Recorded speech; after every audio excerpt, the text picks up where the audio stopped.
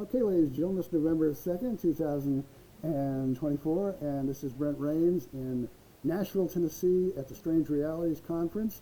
And, of course, here I am, Brent Rains, and I'm with Steve Berg, who of the High Strange podcast. And, well, I'm going to let him tell you a little about himself, and then I want to ask him some questions. Yeah, hi, my name is Steve Berg. I'm an actor by trade, but I'm a Fortean by night, and my little research microcosm is eastern Nebraska mostly. Kind of all Nebraska and all over the Midwest, but I've been kind of tending the last 4 or 5 years to really focus on eastern Nebraska, because there's a lot going on there. Right, and Steve is the MC here at Strange Realities. Done an awesome job. Oh, thanks, buddy. And anyway, I wanted to ask him about the cryptid situation there and perhaps Native American elements too. Yep. With regard to that. So we were just talking about it a little while ago, so if we could just... Absolutely. Yeah, I know So a lot of the Bigfoot sightings and black cat sightings and flying wing humanoid sightings mostly have happened in the eastern part of Nebraska, right along the Missouri River, from the very top of Nebraska, going all the way down to the border of Kansas. But there are reports going back to the early turn of the century, late 1800s, of hair-covered wild men and alien black cats and orbs of light all over. The orbs of light became so normalized back in the late 1800s where families would go out and have picnics and watch the lights go over the river. So they didn't think, I don't know if they thought it was, I think they thought it was something natural, but like it was so common back then. Wow.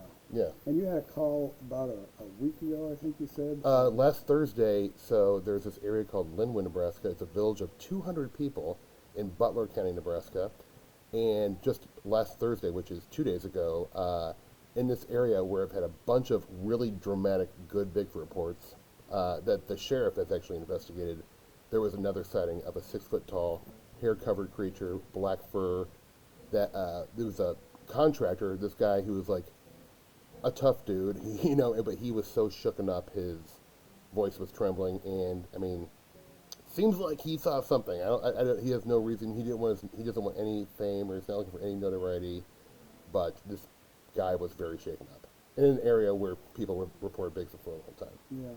Can you talk at all about some of the Native American? I sure can. Yeah, sure can. So there is in kind of north central eastern Nebraska, right along the Missouri River, which is what I've been talking about, there's the Omaha Indian tribe and the Omaha Reservation. And then just north, about 10 miles away from there, is the Winnebago. And they have a long tradition of interacting with Bigfoot. They have a special name, they call it the Sea Tonga. And supposedly they see it so much that it's not even really like a big deal.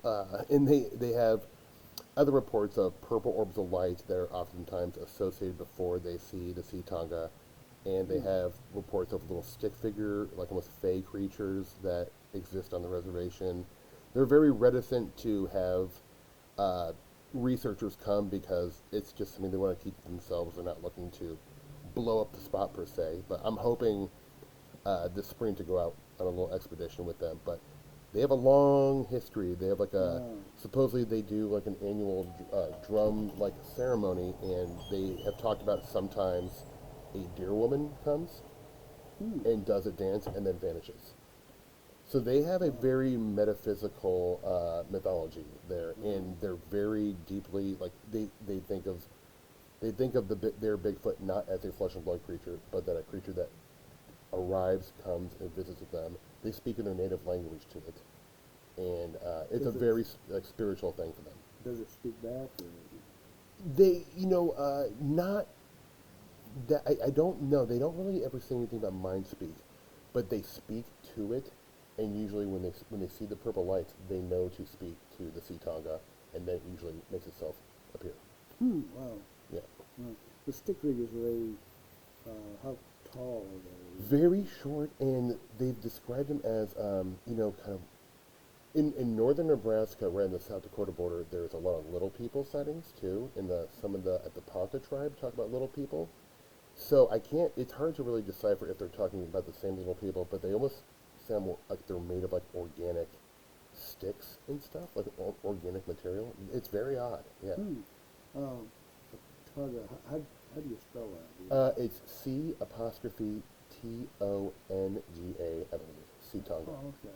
Wow. And I don't know of another tribe that actually has that name for it, but Yeah. yeah, Wow. yeah, That's interesting. yeah. And this area too has some of the most kind of well-known UFO cases. Herbert Schirmer, the police officer in 1967 who was abducted, that's right there.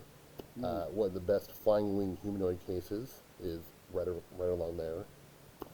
Yeah, and it's just interesting. I mean, it seems like Nebraska's got a lot of river too. But what I will say about Nebraska is, I guess if you're thinking about Bigfoot as a flesh and blood creature, there ain't many places for it to hide. Nebraska probably has the least amount of forest of any state in the entire country. It is open fields. It's classic Midwest, wheat fields and corn. Well, for a while before Steve Colburn of Presume Radio died in Lincoln, I know. I knew him. Great guy. Yeah, he was. I never met him in person, but when Rosemary Guiley, for health reasons, had to quit, he went ahead and had me come on every month do a little 10-minute spots. Right. And he had a lot of interesting guests on his show.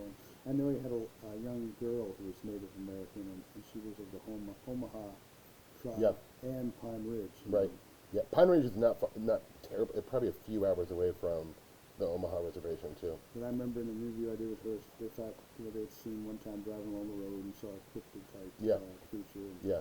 And strange lights were, it's part of their culture. And they have all these stories, old and modern. I remember she said, I can't remember, it was a grandmother, but it was some elder woman in her family, and saying, "Oh, the white people are just becoming aware of these things." Yeah. And the Omaha tribe and the Winnebago, they're both hesitant because, like, I know Jeffrey Meldrum and some of the bigger Bigfoot people have been on to research, but they're not looking to get publicity about this at all. They don't want this to be a place where people are sneaking on the reservation to go Bigfoot hunting. I respect that, so I will not go on the land, even though I would love to go check it out and investigate. I will not go until I have permission, and just out of respect. So, yeah, it's a very serious thing to them. It's like it's a no joke situation for them. It's very linked up with their whole spiritualism. Let me know you get to go and. Oh yeah, I'll be sure to chat with you again. Absolutely. That's cool. Yeah. All righty then. Well, I sure appreciate it. I appreciate you, Brent. You're an absolute pleasure, man. I'm a big fan of yours, so yeah. I'm a fan of yours. Yeah. New buddies. And all right, and that'll take care of it. Great, man. Thank you, man.